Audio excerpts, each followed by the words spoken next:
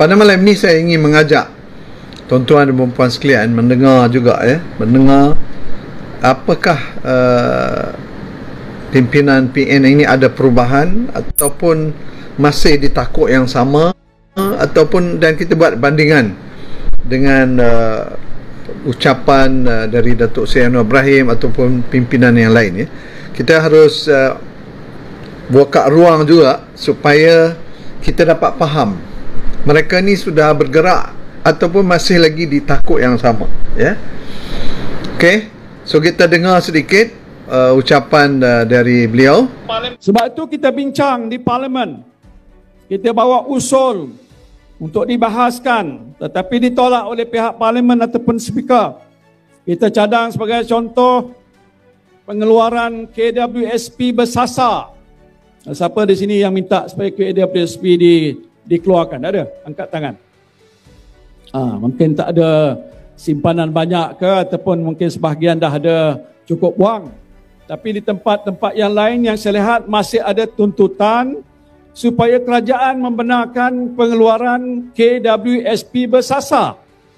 Waktu zaman saya mentadbirkan negara dulu, memang ada permintaan. Dan selepas itu kerajaan menimbangkan dan kita luluskan pengeluaran iSinar, iCitra sebagai contoh. Mungkin sebahagian di sini pun telah dapat faedah untuk mengurangkan bebanan hidup kita di waktu zaman susah itu. Tetapi lepas pada COVID yang telah berlalu ini, ada lagi kelompok masyarakat kita yang masih memerlukan untuk mereka mengeluarkan peruntukan daripada KWSP secara bersasar. Okey. Satu poin yang kita dapat lihat di sini adalah KWSP bersasar. Jadi sebab itu sebahagian daripada rakyat Malaysia ini masih lagi tidak boleh move kerana mendengar ucapan-ucapan yang beginilah. Ucapan-ucapan yang tak ada perubahan. Masih lagi di takut yang sama, masih lagi bercakap perkara-perkara yang orang dah pergi jauh dah, dia masih lagi dia bercakap itu. Dan dia cerita macam mana saya dulu. Waktu zaman saya mentadbirkan negara dulu, memang ada permintaan. Dan selepas itu kerajaan menimbangkan dan kita luluskan pengeluaran iSinar, iCitra sebagai contoh. Mungkin sebahagian di sini pun telah dapat faedah untuk mengurangkan bebanan hidup kita di waktu zaman susah itu. Tetapi lepas pada COVID yang telah berlalu ini, ada lagi kelompok masyarakat kita yang masih memerlukan untuk mereka mengeluarkan peruntukan daripada KWSP secara bersasar.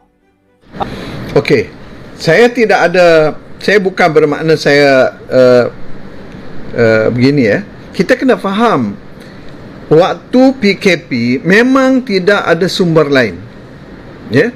Sebab itu saya rasa penjelasan yang lebih baik adalah penjelasan dari Datuk Johari Abdul Ghani. Dia menjelaskan bahawa waktu PKP memang tidak ada sumber lain. Dan wajar lebih daripada 140 bilion telah dibelanjakan untuk keperluan rakyat masa itu. Dan kita kena ingat wang yang telah digunakan tersebut bukan boleh datang mudah-mudah datang balik. Kita kena bagi kefahaman ini. 140 bilion yang telah keluar, yang telah diberikan kepada rakyat, harus kita ingat bahawa untuk mendapatkan semula bukan mudah. Sebab wang itu dah di tangan rakyat. Akibat daripada wang yang terlalu banyak di tangan rakyat, itu yang menyebabkan berlakunya purchasing power yang tinggi, kuasa membeli yang tinggi. Bila kuasa membeli yang tinggi, maka berlakulah inflasi.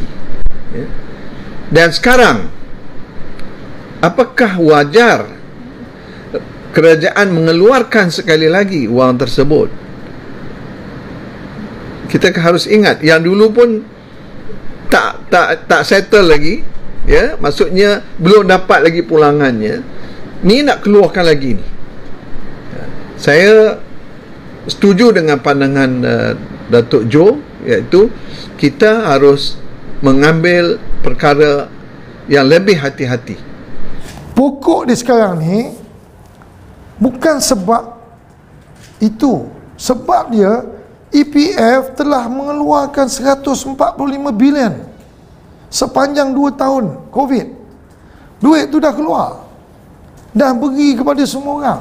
Silap kita pada ketika itu ialah, pertama, kenapa bagi duit EPF tu kepada orang yang tak diberhentikan kerja, tak dikurangkan gaji. Contoh kaki tangan kerajaan, JLC, company-company besar-besar, mana ada potong gaji, mana ada hilang kerja, tapi kita bagi 145 bilion, semua orang boleh bawa keluar.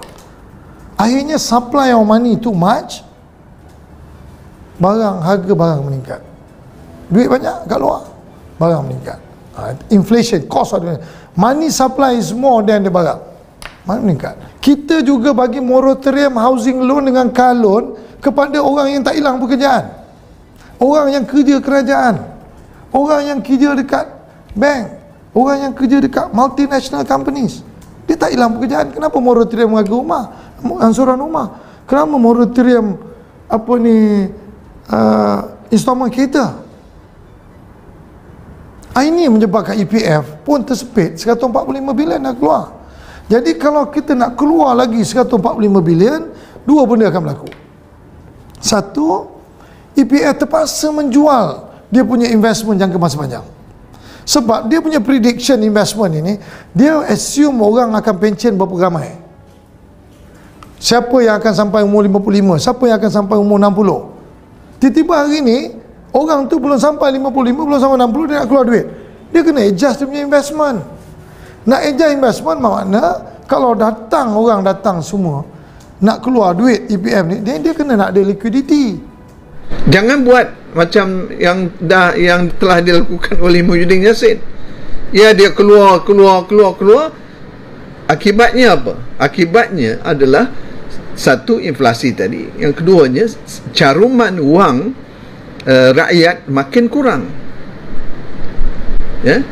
Dan yang ketiganya, bukan mudah-mudah untuk minta lagi dari wang simpanan tersebut, kerana KWSP melibatkan investasi yang jangka panjang.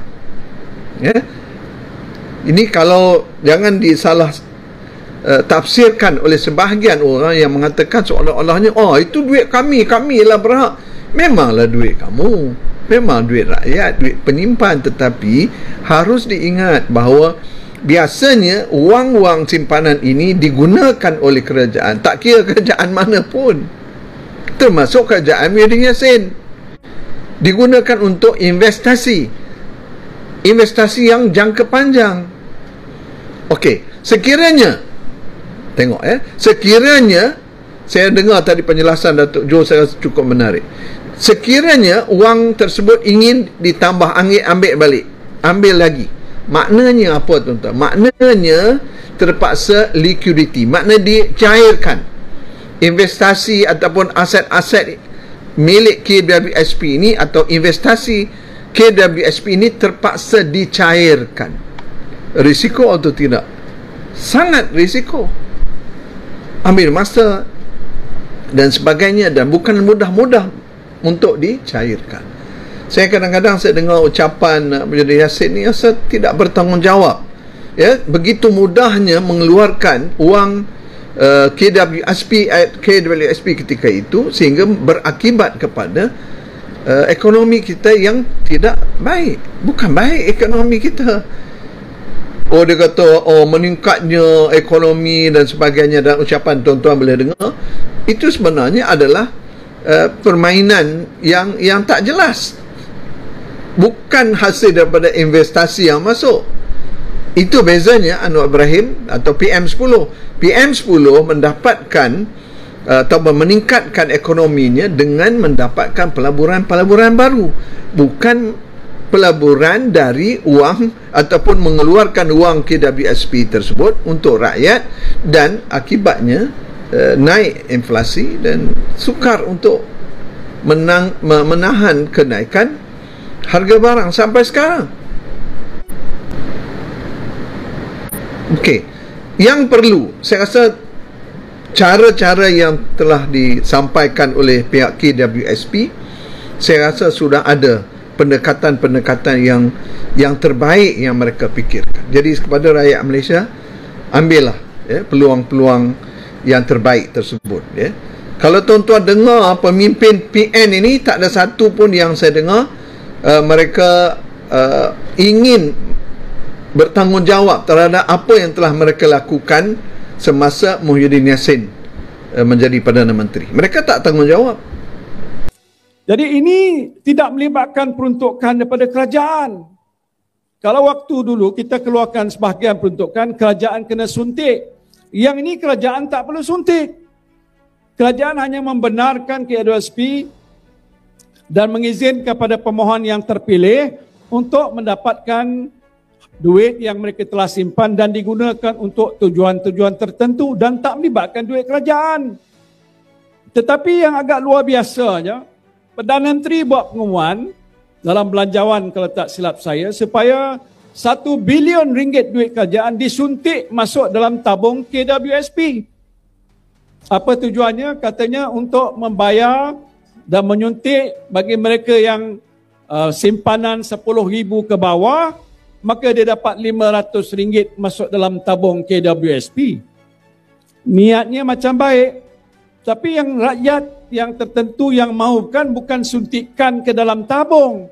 Yang dia perlu ialah untuk wang itu dikeluarkan untuk mereka gunakan. Kalau tak boleh buat begitu, wang 1 bilion tu tak payahlah masuk ke dalam KWSP. Keluarkan duit yang kerajaan nak sediakan 1 bilion, bagilah pada tiap-tiap orang yang miskin tadi RM200-300. Betul tak? Okey tuan-tuan, sini aja dah kita nampak lah bezanya Muhyiddin dengan Anwar. PM10 buat apa? Suntik dalam KWSP itu maksudnya apa tuan-tuan? Maknanya bantu simpanan tuan-tuan, bantu simpanan kita. Kerajaan bantu. Dengar dia cakap sendiri, bukan saya cakap. Dia kata, oh zaman kami dulu kami keluarkan saja, tak ada suntik-suntik. Lingkup lah. Kerajaan yang bertanggungjawab ialah yang seperti mana yang dilakukan oleh PM10. Bantu wang simpanan pekerja tu dari kerajaan, bukan just jadi alat aja. Oh nak duit, ambil. Sekarang bagaimana nak solvekan problem? Ini yang tak betul.